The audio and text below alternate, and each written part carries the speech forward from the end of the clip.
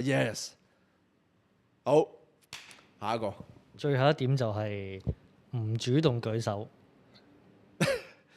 唔主動舉手係咪？好簡單啫。有邊個想升職？我當你對住一班嘅同事，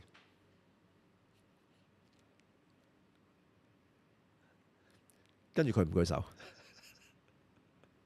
你會唔會升一個連自己想要啲乜嘢都唔敢舉手嘅人啊？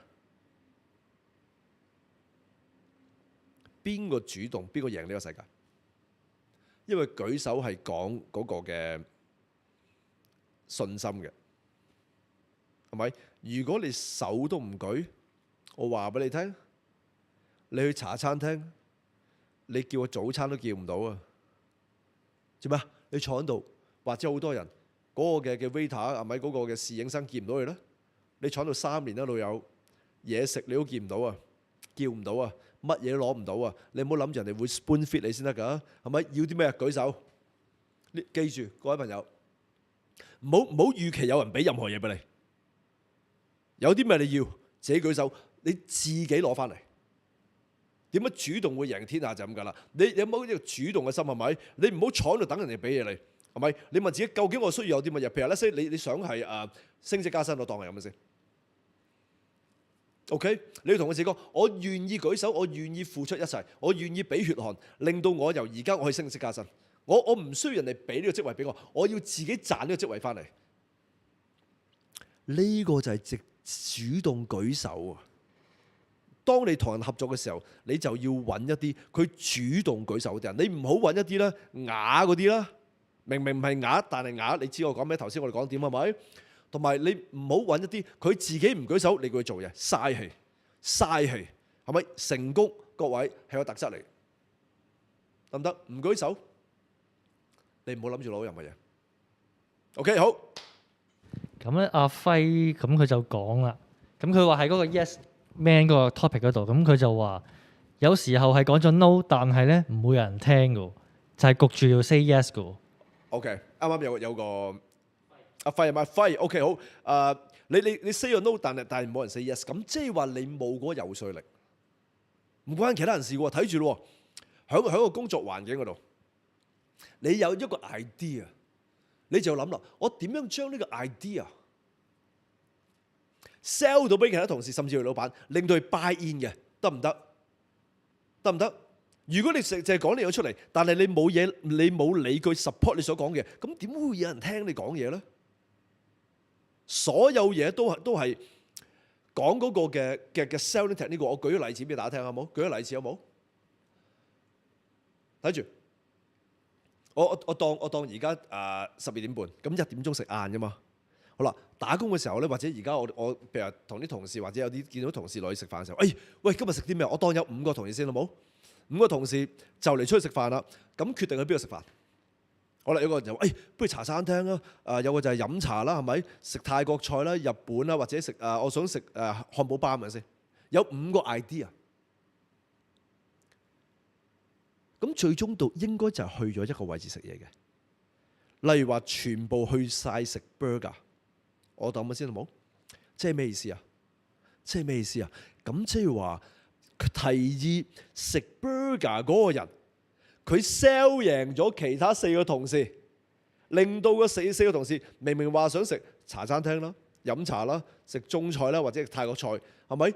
佢擺翻低自己嘅諗法，佢同佢一齊食 burger， 佢 sell 贏咗個位，佢 sell 贏咗，啱唔啱？喺職場上邊，你有個 idea， 你點樣令到其他同事係 buy in 你？呢個就係技術啊，各位。唔聽你就係因為你冇能力游說到其他人啊嘛，呢個係個 skill set 嚟噶嘛，好冇？一個好短嘅例子，我再講一次好冇？睇住咯，我有2個女，由今年嘅17歲，細個嘅時候咧，你好得意嘅，小朋友喺度玩緊嘅時候咧，好唔中意走去沖涼嘅，好唔中意沖涼嘅。但係我要令到佢沖涼，但係我要令到佢甘心去沖涼喎。好啦，咁如果話阿女去沖涼，佢哋會點咧？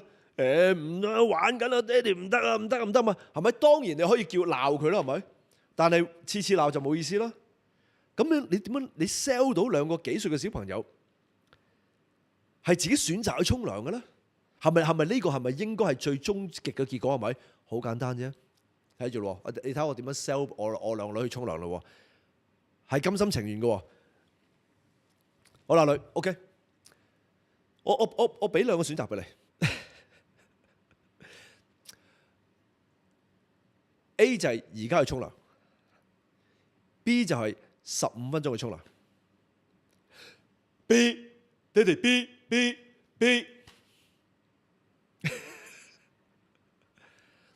咁我想問啦，呢兩個結果係邊個俾佢嘅？呢兩個選擇係邊個俾佢嘅？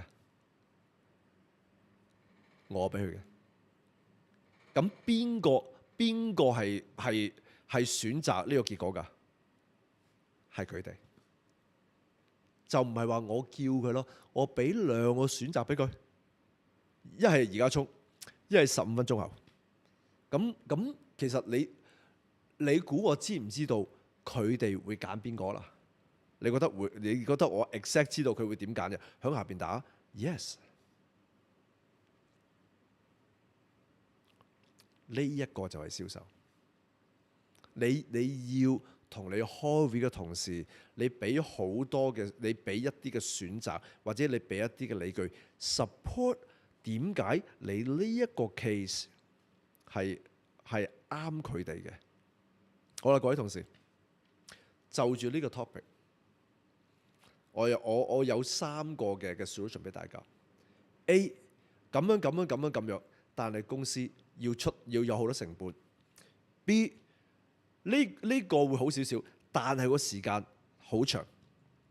但係 C 呢，要投入個資源極少，同埋做到嘅時間極短。